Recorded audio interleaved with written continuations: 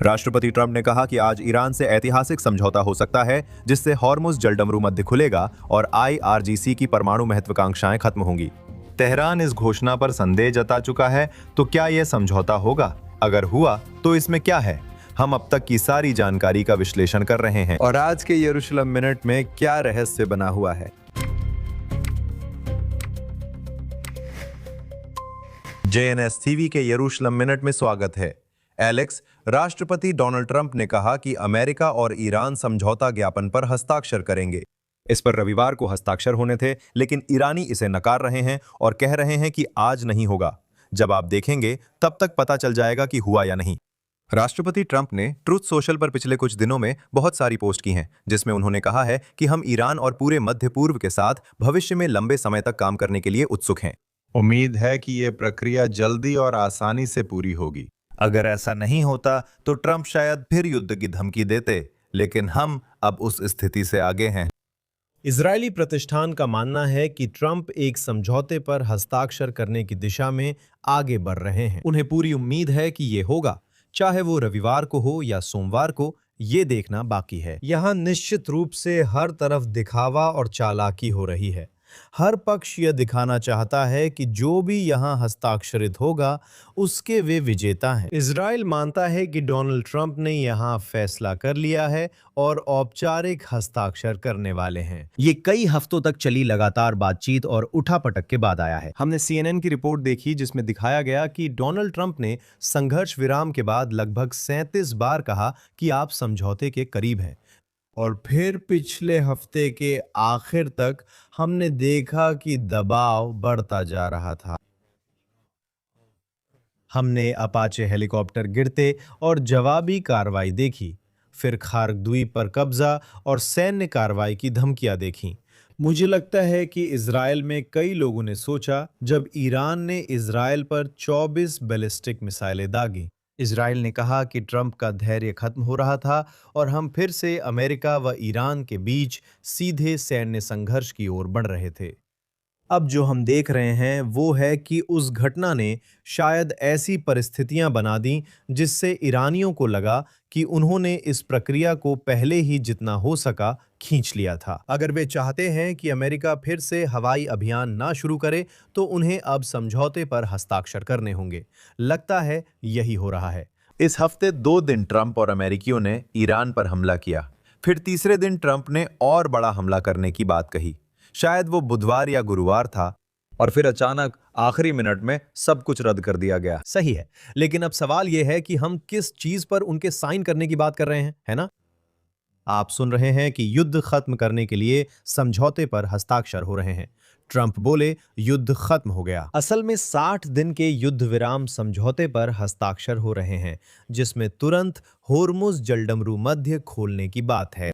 लेकिन बाकी सभी मुद्दे, खासकर महत्वपूर्ण वाले जैसे कि ईरान के अंदर संवर्धित यूरेनियम का क्या होगा, वो सब अभी बाकी हैं। समझे? क्षेत्र में आतंकी प्रॉक्सी गुटों को ईरान की फंडिंग का क्या होगा और बैलिस्टिक मिसाइलों का क्या होगा? इन सब मुद्दों पर तो सिर्फ दूसरी चरण में ही बातचीत होगी, वो भी अगर बातचीत हुई तो। प्रॉक्सी गुटों की फंडिंग या बैलिस्टिक मिसाइलों जैसे बड़े मुद्दों पर शायद ही बातचीत होती है। ट्रंप अक्सर संवर्धित यूरेनियम का जिक्र करते हैं, तो मैं मानता हूं कि जो भी दूसरी दौर की बातचीत होगी उसमें ये मुद्दा जरूर चर्चा में रहेगा। लेकिन अगर आप देखें कि ईरानियों ने पहले चरण की बातचीत तक पहुंचने के लिए इस प्रक्रिया को कितना लंबा खींचा, तो जब तक आपके पास दूसरे चरण में एक साइन किया हुआ समझौता नहीं है, तब तक असल में आपके पास कोई समझौता नहीं है। आपके पास सिर्फ होर्मुज़ जलडमरू मध्य खोलने की बात है, जिसमें अमेरिका ने ईरान के खिलाफ लड़ाई फिर से शुरू न करने की प्रतिबद्धता दी है। मैं 1 मिनट में MOU के विवरण पर वापस आना चाहता हूं, लेकिन चलिए इजरायली पक्ष पर ध्यान केंद्रित करते हैं।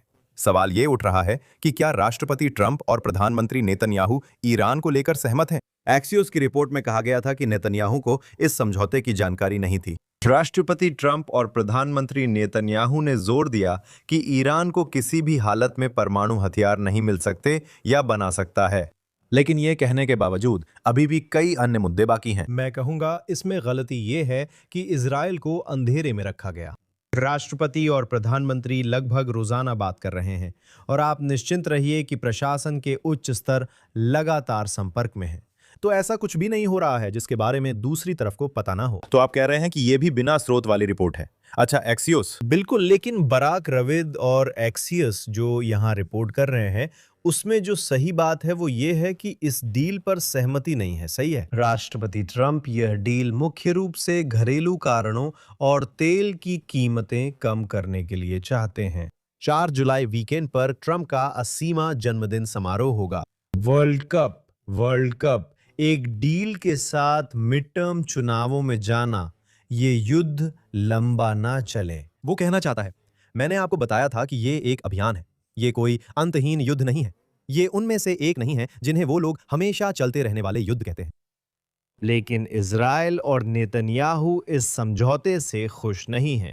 उनका मानना है कि जब तक आपके पास जमीन के नीचे समृद्ध यूरेनियम है, ईरान अभी भी परमाणु हथियार की दौड़ से सिर्फ एक कदम दूर है। और इजराइल में ये विश्वास है कि जब चाह है तो राह है। जैसे ईरान ने गुप्त सुविधाओं का उपयोग कर अब तक अपने परमाणु हथियार कार्यक्रम को विकसित किया है। संभव है कि कुछ गुप्त सुविधाएं पहले से मौजूद हों या ईरान यूरेनियम संवर्धन के लिए ऐसी सुविधाएं विकसित करे। तो ये विश्वास है कि अस्तित्वगत खतरा अभी भी बना हुआ है। सिर्फ इतना ही नहीं, आप जानते हैं क्योंकि आप सीधे तौर पर ईरान के साथ पूरी तरह से संघर्ष में शामिल हो गए हैं। और ये सिर्फ इजराइल ही नहीं था, इसमें संयुक्त राज्य अमेरिका भी शामिल है।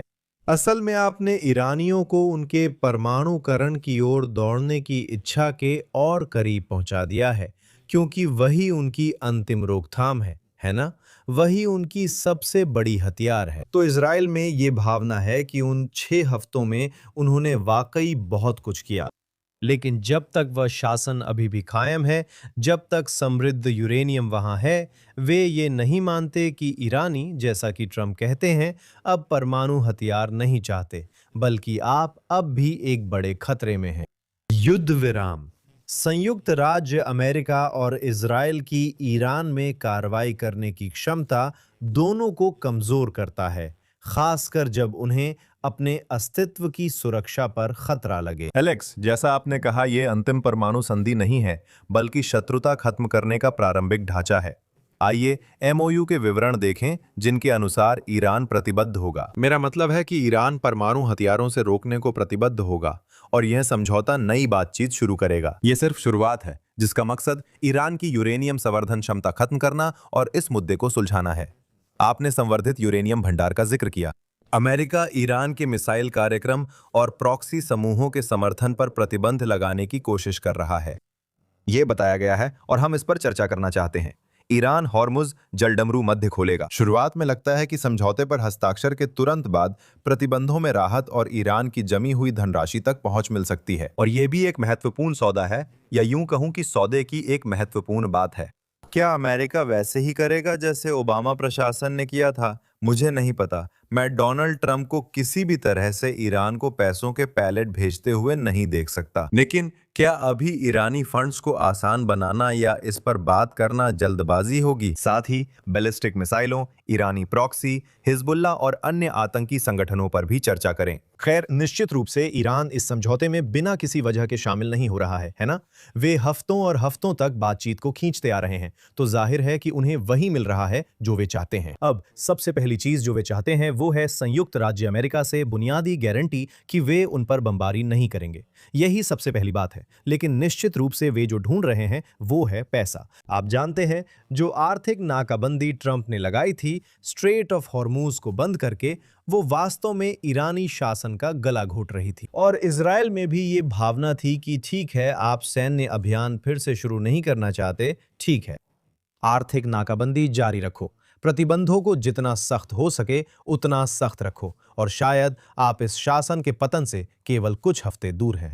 बहुत से लोग ये बात कर रहे थे कि ईरान की अर्थव्यवस्था सचमुच अपने आखिरी चरण में है, और अगर अर्थव्यवस्था पूरी तरह से ढह गई तो वो ये विरोध आंदोलन और शासन परिवर्तन की संभावना का संकेत था, जो इजराइल का लक्ष्य था, क्योंकि इजराइल मानता है कि अगर शासन परिवर्तन होता है तो नए नेता जब कहेंगे कि ईरान परमाणु हथियार नहीं चाहता, तो इजराइल उन पर विश्वास कर सकेगा, क्योंकि वह एक अलग शासन होगा, एक ऐसा शासन जो राष्ट्रों के समुदाय में वापस आना चाहता है। लेकिन यहां आप उसी पुराने शासन से निपट रहे हैं।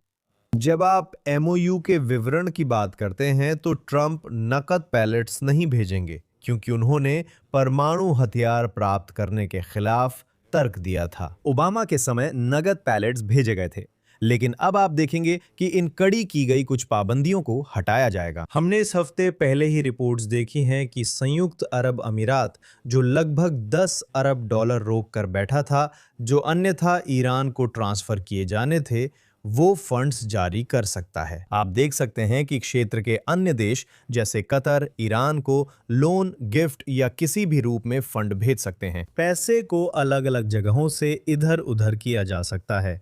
यहाँ आप देख सकते हैं कि ईरान फिर से तेल बेच सकता है। तो ये पूंजी और संसाधनों का एक बड़ा प्रवाह है जिसके साथ ईरान काम कर सकता है, जो वो इस लंबे युद्ध के दौरान वास्तव में इस्तेमाल नहीं कर पाया था इन वार्ताओं तक पहुंचने से पहले। दूसरा ये है कि अन्य जगहों से भी फंड्स शायद आएंगे। ईरान में पैसा आना शुरू हो जाएगा, लेकिन आप अरबों डॉलर की बड़ी रकम की बात कर रहे हैं जो शासन में आएगी, और जाहिर है सवाल ये है वे उस पैसे का क्या करेंगे। हाँ, कुछ पुनर्निर्माण जरूरी है। 6 हफ्तों की मुहिम में ईरान में तबाही हुई, लेकिन ईरान के प्रॉक्सी समूह भी हैं। आपके पास खास तौर पर हिजबुल्लाह है और एक तरफ हूती भी हैं, और फिर आपके पास ईरान का परमाणु हथियारों की तरफ बढ़ना भी संभावित रूप से है। मैं कुछ मिनटों में हिजबुल्लाह के बारे में और बात करना चाहता हूं, क्योंकि अभी हमें रिपोर्ट मिल रही है कि हिजबुल्लाह इजराइल की उत्तरी सीमा पर लगातार हमला कर रहा है। हम लेबनान पर भी बात करेंगे।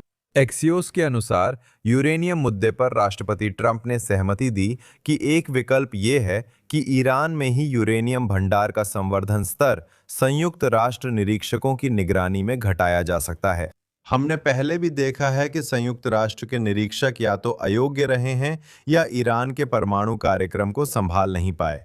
हमें क्यों विश्वास करना चाहिए कि इस बार कुछ अलग होगा? देखिए, मैं किसी भी तरह से यूरेनियम संवर्धन का विशेषज्ञ नहीं हूं, लेकिन अगर आप पहले उस यूरेनियम को देश से बाहर निकालने की बात कर रहे थे, तो जैसा कि ट्रंप ने कई बार कहा है, अमेरिका और चीन ही केवल ऐसे देश हैं जिनके पास उसे निकालने की तकनीक है। अब आप कह रहे हैं, और हमें इन रिपोर्टों की विश्वसनीयता नहीं पता, लेकिन अगर आप डाउन ब्लेंडिंग की बात कर रहे हैं तो मुझे नहीं पता संवर्धित यूरेनियम का संवर्धन स्तर कैसे घटाया जाता है। मैं मानता हूं कि यह उल्टा ब्लेंडिंग प्रोसेस है जो उसे संवर्धित करता है, लेकिन वह अभी भी वही है। और जैसे आप यूरेनियम के एक बैच से शुरू करते हैं और फिर ये कुछ आटा गूंथने जैसा है ना? आप आटा और पानी लेते हैं और फिर वो ब्लेंडर में जाता है, और शुरुआत में ये बहुत खुरदुरा होता है, लेकिन जैसे जैसे आप आगे बढ़ते जाते हैं ये अपने आप चिकना होने लगता है और हथियार ग्रेड के करीब पहुंच जाता है। तो आप इसे ब्लेंड या रिवर्स इंजीनियरिंग की बात कर रहे हैं, लेकिन ये अब भी मौजूद है अगर ईरान को इसकी पहुंच है। इस डाउन ब्लेंडिंग की प्रक्रिया के बाद अब आपको बस दिशा बदलनी है और फिर से इसे ऊपर ब्लेंड करना शुरू करना है। जो आप सच में देखना चाहते हैं वो ये है कि ईरान के पास इसकी पहुंच ही ना हो, कि देश में उन्हें किसी भी तरह के संवर्धित यूरेनियम की कोई जरूरत ना हो, न तो हथियारों के लिए और न ही उनके कहे अनुसार शांतिपूर्ण उद्देश्यों के लिए। ईरान को किसी भी तरह की परमाणु ऊर्जा की जरूरत नहीं है। ठीक है, ये एक ऐसा देश है जो तेल और प्राकृतिक गैस में समृद्ध है। उन्हें किसी भी तरह की परमाणु ऊर्जा की बिल्कुल भी जरूरत नहीं है। ये उनकी चाल है जब वे कहते हैं कि उन्हें इसकी जरूरत या अधिकार है। इजराइल और अमेरिका को कभी नहीं मानना चाहिए कि जब तक उनके पास किसी भी स्तर का संवर्धित यूरेनियम है, वे उसे भविष्य में हथियार ग्रेड बनाने की प्रक्रिया या समय के बारे में नहीं सोचेंगे। एलेक्स, यहाँ इजराइल से एक और प्रतिक्रिया आई है, इस बार रक्षा मंत्री कार्ट्स की ओर से, जिन्होंने कहा कि संयुक्त राज्य अमेरिका के राष्ट्रपति वर्तमान में ईरान के साथ एक समझौता कर रहे हैं जो अमेरिकी हितों पर आधारित है, जिसमें इजराइल के साथ साझा हित भी शामिल हैं, ताकि ईरान को परमाणु हथियार प्राप्त करने से रोका जा सके। कार्ड्स ने कहा कि हमें उम्मीद है वे इस सिद्धांत और मिसाइलों व आतंकी प्रॉक्सी समूहों से जुड़े अन्य सिद्धांतों का भी पालन करेंगे। इजराइल ने कई बार कहा है कि हमें उनकी मिसाइलों और हिजबुल्लाह, हमास, सभी हूतियों और उन सभी अन्य आतंकवादी संगठनों से जिन्हें ईरान इन सभी वर्षों से समर्थन देता आ रहा है, निपटना होगा। मुझे लगता है काज जो कह रहे हैं वो बहुत महत्वपूर्ण है कि अमेरिका एक ऐसा समझौता बना रहा है जो अमेरिकी हितों पर आधारित है। ये स्पष्ट है कि ये इजरायली हित नहीं है। अगर ये इजरायली हित होता तो अभी कोई समझौता नहीं होता। जो कहता है कि नेतन्याहू अमेरिकी राष्ट्रपति को नियंत्रित कर रहे हैं, मुझे लगता है कि युद्ध विराम समझौता दर्शाता है कि राष्ट्रपति अमेरिकी हितों की जिम्मेदारी निभा रहे हैं। और जब ये इजरायली हितों के साथ मेल खाता है तो ये दो सहयोगी देश हैं जिन्होंने साबित किया है कि वे साथ मिलकर काम कर सकते हैं। आपने देखा 6 हफ्ते ईरानी परमाणु ठिकानों पर बमबारी में वे कितने अच्छे से साथ थे। अब मेरा मानना है कि एक तरफ इजराइल इन सारी बमबारी के परिणाम स्वरूप कहीं बेहतर स्थिति में है।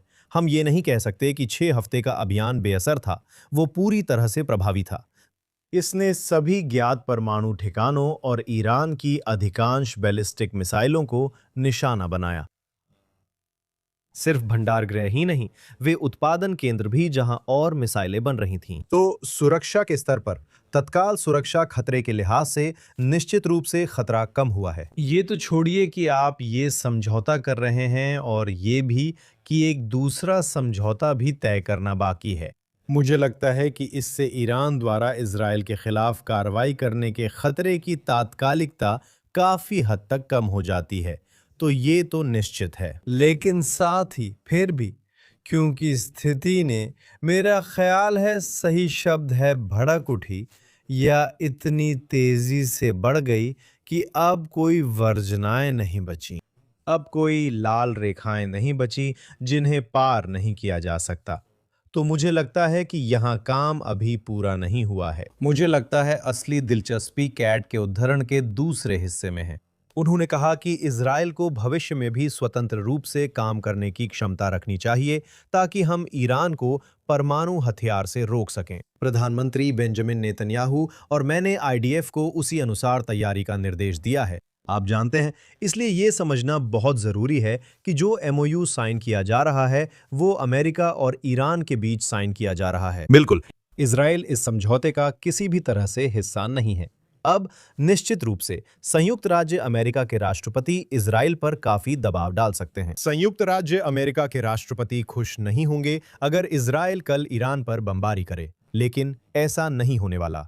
हालांकि अगर किसी समय मान लीजिए ये सार्वजनिक जानकारी बन जाती है कि ईरान कहीं पर एक नई परमाणु सुविधा विकसित कर रहा था, डोनाल्ड ट्रंप राष्ट्रपति हों या उनके बाद, इजराइल इस समझौते में शामिल नहीं है। हमने देखा है कि इजराइल अपने हित में कार्रवाई करने को हमेशा तैयार रहा है और मुझे पूरी उम्मीद है कि अगर इजराइल को लगेगा कि ईरान ऐसे कदम उठा रहा है जो इजराइल की अस्तित्व संबंधी सुरक्षा को प्रभावित करते हैं तो प्रधानमंत्री कार्रवाई करने से नहीं डरेंगे। प्रधानमंत्री की बात करें तो आप जानते हैं, अगर ये युद्ध का समय नहीं होता तो शायद हम इजराइल की कनेसेट चुनावों के बारे में ज्यादा बात कर रहे होते, जो अभी भी अक्टूबर के लिए निर्धारित हैं, अगर उससे पहले ना हो। और सवाल यह है कि ये जो समझौता होने जा रहा है एमओयू, वो प्रधानमंत्री नेतन्याहू पर घरेलू स्तर पर कैसे असर डालेगा। विपक्ष के यायर लापिड ने सप्ताहांत में प्रधानमंत्री की कड़ी आलोचना की। एलेक्स, चुनाव नजदीक हैं, ये समझौता प्रधानमंत्री को कैसे प्रभावित करेगा? मैं आपको बता सकता हूं कि इसे इजरायली मीडिया में अभी कैसे दिखाया जा रहा है।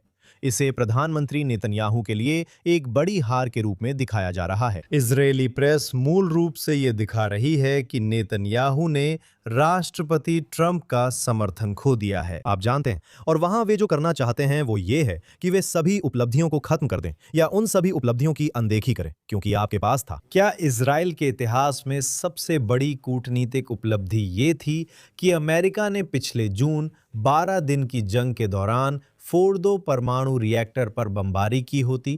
इससे भी अहम बात यह थी कि इजराइल और अमेरिका 6 हफ्ते तक साथ उड़ान भरते हुए ईरान की हर परमाणु सुविधा, सभी बैलिस्टिक मिसाइलों और यहां तक कि सर्वोच्च नेता को भी खत्म कर रहे थे। मेरा मतलब है कितनी शानदार जीत थी। और ये हैरान करने वाली बात है कि अब इजरायली प्रेस किस तरह से जीत को हार में बदलने की कोशिश कर रही है, ये दावा करके कि ये वास्तव में नेतन्याहू के प्रभाव का अंत है। और वे ऐसा इसलिए कर रहे हैं ताकि ये कहा जा सके कि पहले नेतन्याहू ये दावा करते थे कि आपको नेतन्याहू की जरूरत है क्योंकि ट्रंप को इजराइल के पक्ष में बनाए रखने का एकमात्र तरीका नेतन्याहू ही है। लेकिन जब आपने पिछले हफ्ते संयुक्त राज्य अमेरिका के राष्ट्रपति का बयान देखा जिसमें उन्होंने ये सुझाव दिया कि कि शायद नेतन्याहू चुनाव भी नहीं लड़ेंगे। आप जानते हैं, राष्ट्रपति ने कई बार नेतन्याहू की सराहना की है, उन्हें महान युद्धकालीन प्रधानमंत्री बताया और इजरायली राष्ट्रपति हर्जोग से उनके भ्रष्टाचार के आरोप माफ करने की अपील की है। जब आप अब देखते हैं कि ट्रंप कह रहे हैं, ठीक है, पहली बार मैं एक ऐसे हित में काम कर रहा हूं जो अमेरिकी हित है, जिसे मैं खास तौर पर समझता हूं कि वह इजराइल का हित नहीं है, और मैं साफ तौर पर वही कर रहा हूं जो मुझे पता है कि प्रधानमंत्री नेतन्याहू नहीं चाहेंगे कि मैं करूं। आप जानते हैं, वो संकेत भेज रहे हैं और इजरायली प्रेस उसे पकड़ कर कह रही है। सोचिए क्या हुआ। आप जानते हैं, नेतन्याहू जो हासिल कर सकते थे वो पहले ही कर चुके हैं। उन्होंने वो सब कुछ हासिल कर लिया जो उन्हें करना था, और अब शायद ट्रंप उनसे थक गए हैं। ट्रंप अब अमेरिकी हित में काम कर रहे हैं। इसका मतलब है कि नेतन्याहू अब अपरिहार्य नेता नहीं है। देखना दिलचस्प होगा कि वे कैसे प्रतिक्रिया देते हैं। हमने अभी तक नेतन्याहू की पूरी प्रतिक्रिया इस पर नहीं देखी है। मेरा मतलब है, वो ये जताने की कोशिश कर रहे हैं कि पिछले 2.5 साल में युद्ध में बड़ी उपलब्धियां मिली हैं। दूसरी ओर, अभी तक कोई औपचारिक प्रतिक्रिया नहीं आई है जो उन इजरायलियों को शांत कर सके जो इसे कूटनीतिक हार मान रहे हैं। तो एलेक्स, एमओयू के बावजूद भी लेबनान में लड़ाई जारी है। आज सुबह भी, जैसा कि मैंने पहले बताया, कम से कम 3 हिजबुल्लाह आतंकवादी संगठन ने इजराइल में ड्रोन दागे। आईडीएफ ने पिछले 24 घंटों में दक्षिणी लेबनान में 70 से अधिक आतंकवादी ढांचों पर हमला किया है। तो हिजबुल्लाह के साथ युद्ध जारी है। प्रधानमंत्री नेतन्याहू ने हाल ही में टीवी पर आकर सीधे अंग्रेजी में लेबनान के लोगों से बात की, जैसा उन्होंने पहले ईरान के लोगों से किया था। आइए क्लिप देखें। इजराइल आपसे शांति चाहता है, अपने भविष्य को अपने हाथ में ले। इजराइल से जुड़ें, हमारे सभी बच्चों के लिए सुरक्षा और समृद्धि बनाएं। और एक बार हिजबुल्लाह को खत्म कर दिया जाए तो संभावनाएं असीमित होंगी। तो एलेक्स, युद्ध अभी भी इजराइल की उत्तरी सीमा पर जारी है। क्या एमओयू से उत्तरी इजराइल और हिजबुल्लाह की स्थिति प्रभावित होगी? खैर, निश्चित रूप से राष्ट्रपति ट्रंप चाहेंगे और ईरानी भी चाहेंगे। बातचीत में ये भी शामिल है कि लेबनान और खासकर हिजबुल्लाह से पूरी तरह युद्ध विराम हो। लेबनान इजराइल पर हमला नहीं कर रहा, बल्कि हिजबुल्लाह कर रहा है, और राष्ट्रपति कई दौर की बातचीत को आसान बनाने की कोशिश कर रहे हैं ताकि इजराइल और लेबनान के बीच सामान्यीकरण समझौता या गैर आक्रामकता संधि हो सके, जैसा कि लेबनान के राष्ट्रपति ने इसे कहा था। मुझे लगता है देखना दिलचस्प होगा कि सभी पक्ष लेबनान के मोर्चे को कैसे संभालते हैं। एक तरफ ईरानी फिर से हिजबुल्लाह का इस्तेमाल आतंकी प्रॉक्सी के रूप में इजराइल पर हमला करने के लिए कर रहे हैं। अब वे राष्ट्रपति से इजराइल को हिजबुल्लाह पर हमले रोकने की मांग कर रहे हैं, लेकिन खुद हिजबुल्लाह को इजराइल पर हमला करने के लिए उकसा रहे हैं ताकि इजराइल को मजबूर किया जा सके। उन्हें तय करना होगा कि वे या तो खुद या नेतन्याहू देश में कमजोर दिखें। अगर इजराइल हिजबुल्लाह के घरेलू हमलों का जवाब नहीं देता या नेतन्याहू कहें कि हम जवाब देंगे, तो सक्रिय मोर्चा छोड़ना होगा। लेकिन इसका मतलब होगा ट्रंप को नाराज करना, या संभवतः आप एमओयू की भावना का उल्लंघन कर रहे होंगे, है ना? क्योंकि बस एक हफ्ता पहले ही हिजबुल्लाह ने गोलाबारी तेज कर दी थी। इजराइल ने कहा, अगर तुम गोलाबारी तेज करोगे तो हम बेरूत के उपनगर दाविया में हिजबुल्लाह के मुख्यालय पर हमला करेंगे। ईरान ने कहा, अगर तुम बेरूत पर हमला करोगे तो हम जवाब देंगे। यहाँ पूरा चक्र चल रहा है। तो मुझे लगता है कि नेतन्याहू को अभी बहुत समझदारी से ये खेलना पड़ेगा। एक तरफ जब तक हिजबुल्लाह हमला कर रहा है, आप उन हमलों को नजरअंदाज नहीं कर सकते। आप सिर्फ इस उम्मीद में इंतजार नहीं कर सकते कि ईरान या अमेरिका के राष्ट्रपति की कृपा से हिजबुल्लाह लड़ाई रोकेगा। संप्रभुता वाले क्षेत्र पर हमले का जवाब देना जरूरी है। ये सिर्फ धमकी नहीं, बल्कि सक्रिय हमलों की बात है। यहाँ शॉमिट कस्बे में एक ड्रोन एक घर के बहुत पास आकर गिरा था, बस कुछ मीटर की दूरी पर। आप जानते हैं, इसी वीकेंड पर। तो उसी समय नेतन्याहू भी स्थिति को बहुत ज्यादा बढ़ाना नहीं चाहेंगे, क्योंकि इससे ट्रंप जो इस हफ्ते हासिल करने की कोशिश कर रहे हैं उसमें रुकावट आ सकती है। तो फिर क्या? मुझे उम्मीद है कि आप देखेंगे हिजबुल्लाह अपनी गतिविधियां जारी रखेगा, समझौते की सीमाएं परखेगा और इजराइल जवाब देता रहेगा। लेकिन ऐसे तरीके से जवाब देंगे जिससे एक तरफ तो ये दिखे कि वे जवाब दे रहे हैं कि उनका कोई युद्ध विराम या युद्ध विराम के लिए कोई प्रतिबद्धता नहीं है, लेकिन साथ ही साथ वे हालात को बहुत ज्यादा नहीं बढ़ा रहे हैं। आपको याद होगा कि राष्ट्रपति ने पिछले हफ्ते ओवल ऑफिस में जब उनसे पूछा गया तो उन्होंने कहा था, युद्ध विराम का मतलब क्या होता है?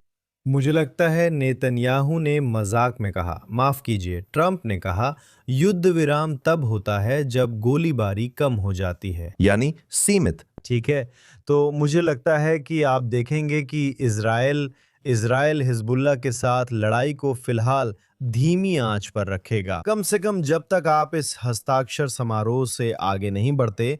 अगर वो अगले हफ्ते होता है तब तक देखना होगा कि हिजबुल्लाह क्या करता है। अगर हिजबुल्लाह, आप जानते हैं, थोड़ा पीछे हटता है और इजराइल को भी अपने हमले कम करने देता है तो आप देख सकते हैं कि संघर्ष से धीरे धीरे बाहर निकलने का रास्ता बन सकता है। लेकिन अगर वे जारी रखते हैं और किसी बिंदु पर आपको ये समझना होगा कि हिजबुल्लाह हमला कर रहा है ताकि चोट पहुंचा सके। इन हमलों में से हर एक बड़ा नुकसान पहुंचा सकता है जिसे इजराइल की रक्षा क्षमताएं सीमित करती हैं, है ना? आपके पास आयरन डोम और ड्रोन गिराने वाले लेजर हैं, लेकिन अगर इजराइल की अपनी रक्षा व्यवस्था कभी असफल हो जाती है या उसमें कोई चूक हो जाती है और हिजबुल्लाह किसी बड़े हमले में सफल हो जाता है तो आप देख सकते हैं कि इजराइल बाद में इस अभियान को फिर से तेज कर सकता है। हमें नहीं पता कि सामान्यीकरण वार्ताएं कैसे आगे बढ़ेंगी। इजराइल इस एमओयू में शामिल नहीं है, ये सिर्फ अमेरिका और ईरान के बीच है। लेबनान एक गर्म युद्ध की स्थिति है और ये अमेरिका और ईरान या यहाँ तक कि इजराइल और ईरान की तरह हजारों मील दूर नहीं है, ये हमारे ठीक सीमा पर है। तो आप निश्चित हैं कि नेतन्याहू के पास हिजबुल्लाह पर दबाव बनाए रखने के अलावा विकल्प नहीं है। एलेक्स, अगर पहले ही इजराइल के लिए 7 अलग-अलग मोर्चों पर युद्ध लड़ना काफी नहीं था, तो अब पिछले कुछ दिनों में तुर्की ने भी इसमें दखल दे दिया है। इजराइल के प्रधानमंत्री नेतन्याहू ने बुधवार को तुर्की के राष्ट्रपति एर्दोआन पर तब हमला बोला जब एर्दोआन ने इजराइल पर क्षेत्रीय स्थिरता खतरे में डालने का आरोप लगाया। दोनों पक्षों में बयानबाजी चल रही है। क्या ऐसी स्थिति बन सकती है जहां इजराइल और तुर्की युद्ध में चले जाएं?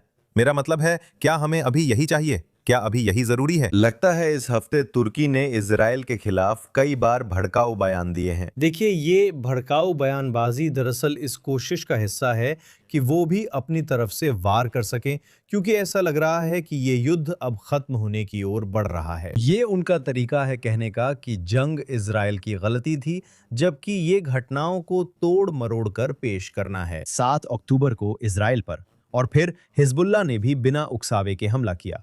इजराइल ने हिजबुल्लाह को चेताया था कि अगर वो शामिल नहीं होगा तो उसका कोई लेना देना नहीं होगा, वे सिर्फ हमास से निपटेंगे, क्योंकि हिजबुल्लाह ने कहा नहीं, हम इसमें शामिल होंगे।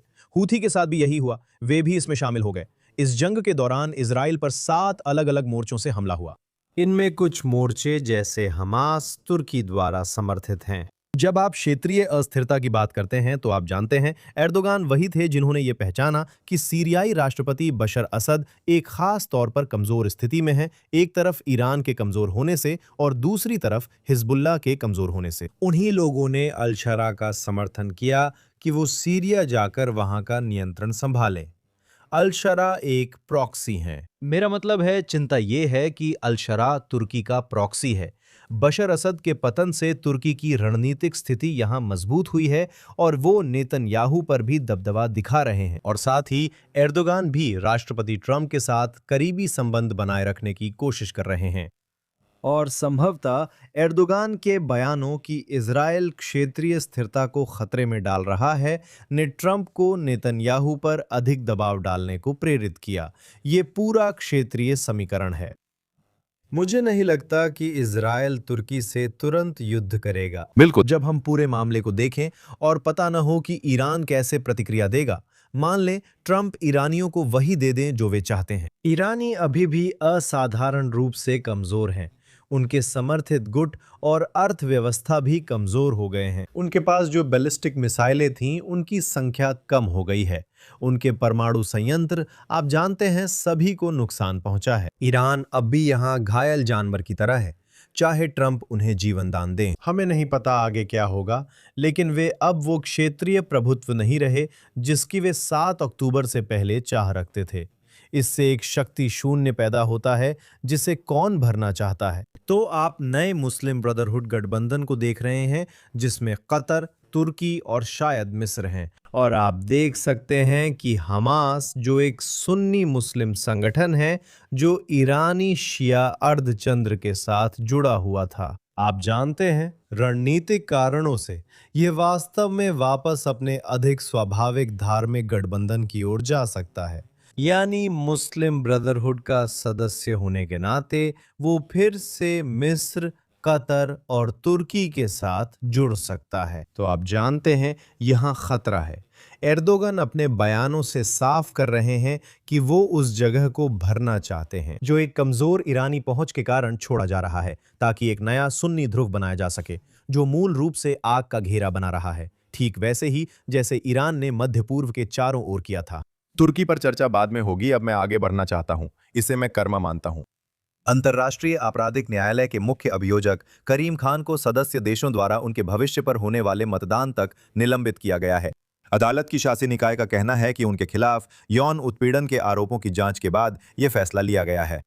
करीम खान ने इजराइल हमास युद्ध पर पीएम नेतन्याहू और पूर्व रक्षा मंत्री गैलेंट के खिलाफ गिरफ्तारी वारंट जारी किए थे। ये अभियोजक जिसने इजराइल राज्य, प्रधानमंत्री, रक्षा मंत्री के खिलाफ मोर्चा खोला, अब खुद कानूनी लड़ाई में है ना? मैं नहीं मानता कि ये कर्मा है, लेकिन उन्हें उनका हक मिल रहा है। लेकिन आप जानते हैं, यौन दुराचार के ये आरोप पहले से ही ज्ञात थे, इससे पहले कि करीम खान ने तन्याहू और गैलेंट के खिलाफ गिरफ्तारी वारंट जारी किए। अगर सोचे तो सही है, खान इन आरोपों के कारण कभी न कभी निलंबित होना ही था। मुझे इसका समय नहीं पता, मुझे नहीं पता उन जांचों में क्या था, लेकिन अचानक आप देखते हैं कि इन यौन दुराचार के आरोपों को लेकर खान पर दबाव बढ़ता जा रहा है। तो खान क्या करता है?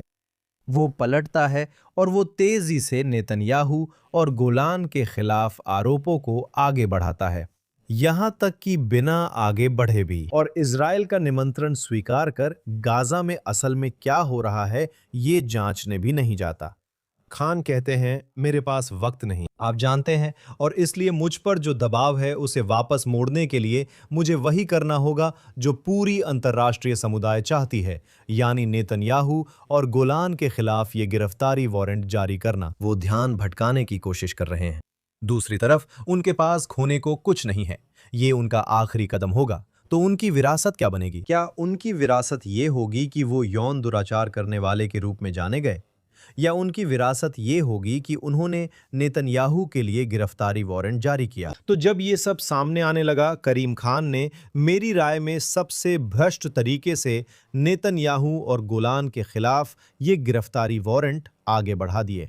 और मुझे लगता है कि बड़ा सवाल यह है कि आप जानते हैं, अगर आप इसका हिसाब किताब लगाना शुरू करें और समझें कि असल में क्या हुआ, और यह कि वास्तव में निष्पक्ष प्रक्रिया नहीं अपनाई गई थी। अंतर्राष्ट्रीय आपराधिक न्यायालय को लेकर हम सबके मन में यह सवाल था कि क्या अगला अभियोजक नेतन्याहू और गोलान के खिलाफ गिरफ्तारी वारंट को रद्द कर सकते हैं? और क्या ये ऐसी चीज है कि आप जानते हैं, जब राष्ट्रपति ट्रंप इजरायली राष्ट्रपति इजाक हर्जोग से आरोप हटाने या नेतन्याहू को माफ करने की अपील करते हैं, जहां आप सच में देखना चाहेंगे कि नेतन्याहू की मदद राष्ट्रपति करें, तो वो यही होगा कि किसी न किसी तरह अंतर्राष्ट्रीय न्यायालय को नेतन्याहू के खिलाफ आरोप हटाने के लिए मजबूर किया जाए।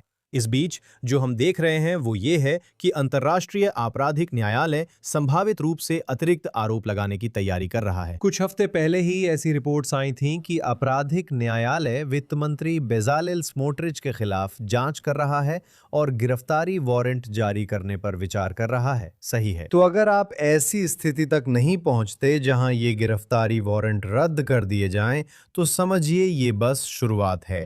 और आप देख सकते हैं कि और भी कई गिरफ्तारी वारंट इजरायलियों के खिलाफ, इजरायली मंत्रियों के खिलाफ, इजरायली जनरलों के खिलाफ और यहां तक कि इजरायली सैनिकों के खिलाफ तथाकथित बसने वालों के खिलाफ आ सकते हैं, खासकर उन लोगों के खिलाफ जो पहाड़ियों पर हैं।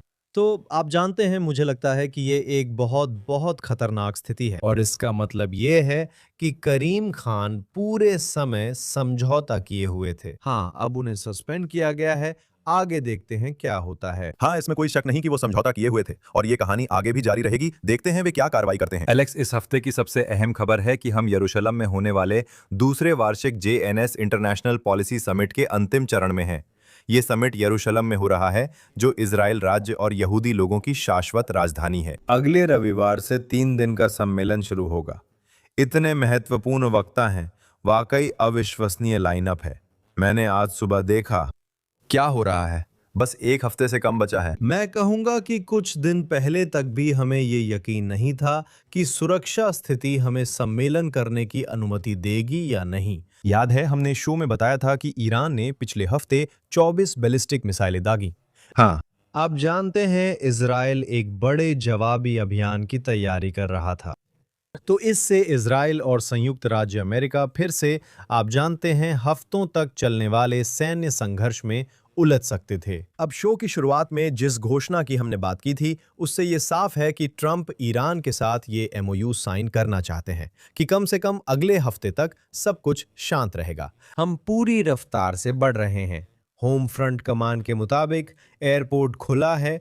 हमें विश्वास है कि हम ये कॉन्फ्रेंस करेंगे। लेकिन अगर आप अभी की स्थिति देखें, जहां युद्ध एक ऐसे मोड़ पर थमता हुआ दिख रहा है जहां दुश्मन का पूरी तरह से सफाया नहीं हुआ है, तो इससे इजरायली नीति के लिहाज से एक बड़े बदलाव की जरूरत पड़ेगी। आप जानते हैं, आगे बढ़ते हुए आप संयुक्त राज्य अमेरिका के राष्ट्रपति से कैसे निपटेंगे, आप हिजबुल्लाह से कैसे निपटेंगे, हमास के साथ स्थिति को अभी भी सुलझाना बाकी है। आप जानते हैं, आगे बढ़ते हुए ईरान के संबंध में इजराइल की नीति क्या होगी, और फिर अन्य मुद्दों से भी निपटना है, जैसे कि यूरोप में इजराइल के राजनयिक प्रयास, अन्य राजनयिक मोर्चे जिनमें भारत, दक्षिण पूर्व एशिया, अफ्रीका, लैटिन अमेरिका शामिल हैं। ये सभी मुद्दे इस आने वाले सप्ताह JNS नीति सम्मेलन में चर्चा के लिए होंगे। जैसा कि आपने बताया, हमारे पास 200 वक्ता हैं। प्रधानमंत्री को आमंत्रण दिया गया है। उम्मीद है वे भाग लेंगे। विदेश मंत्री गिदोन सार भी वहां होंगे। कई अन्य इजरायली मंत्री, कई राजनयिक, जिनमें अमेरिकी राजदूत माइक हकाबी भी शामिल हैं, के बोलने की उम्मीद है। और बहुत सारे प्रभावशाली लोग भी वहां आने वाले हैं। लाइट लिबर्टी एंड लेवनी के होस्ट मार्क लेवनी समिट के समापन मुख्य वक्ता होंगे। तो बहुत सारे मुद्दों को सामने लाया जाएगा, जैसे ये इजरायली नीति से जुड़े मुद्दे और साथ ही इजराइल डायस्पोरा के मुद्दे, न्यूयॉर्क सिटी में क्या हो रहा है, और अमेरिका में बढ़ती यहूदी विरोधी भावना के बारे में भी चर्चा होगी। मुख्य धारा की मीडिया, सोशल मीडिया और AI में ये सब पैसे सामने आ रहा है। ये सारे मुद्दे अगले हफ्ते 3 दिन के इस सम्मेलन में चर्चा के लिए सामने होंगे, 21, 22 और 23 जून को। तो जुड़े रहिए। क्या अभी टिकटें बची हैं? बहुत कम टिकटें बची हैं सम्मेलन के लिए। पहले ही 750 से ज्यादा लोग रजिस्टर कर चुके हैं। वॉल्डॉर्फ के बॉलरूम में तो 750 लोग भी नहीं समा सकते।